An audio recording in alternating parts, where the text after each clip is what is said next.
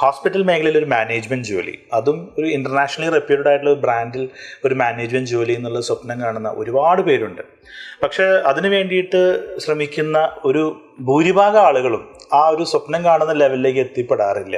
ഈ സർട്ടിഫിക്കറ്റിൻ്റെ വാലിഡിറ്റി എന്ന് പറയുന്നത് നമ്മൾ ലക്ഷ്യം വയ്ക്കുന്നത് ഒരു ഇൻ്റർനാഷണൽ ബ്രാൻഡിലുള്ള ജോലിയാണ് ലക്ഷ്യം വയ്ക്കുന്നതെങ്കിൽ നമുക്ക് കയ്യിലുണ്ടായിരിക്കേണ്ടത് ഒരു ഇൻ്റർനാഷണലി വാലിഡ് ആയിട്ടുള്ള സർട്ടിഫിക്കറ്റാണ്. ഇത് രണ്ടും ഉണ്ടാവില്ല. പക്ഷെ നമ്മൾ സ്വപ്നം കാണുന്നത് അത്തരത്തിലുള്ള ഒരു കരിയർ ആയിരിക്കും.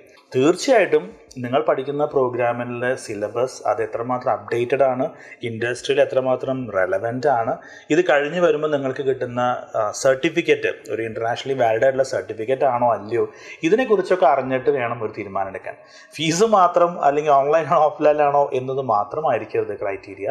ഇതെല്ലാം നോക്കിയാൽ മാത്രമാണ് നിങ്ങൾ ലക്ഷ്യം വയ്ക്കുന്ന ആഗ്രഹിക്കുന്ന ഒരു കരിയർ നിങ്ങൾക്ക് സ്റ്റാർട്ട് ചെയ്യാൻ സാധിക്കുകയുള്ളൂ.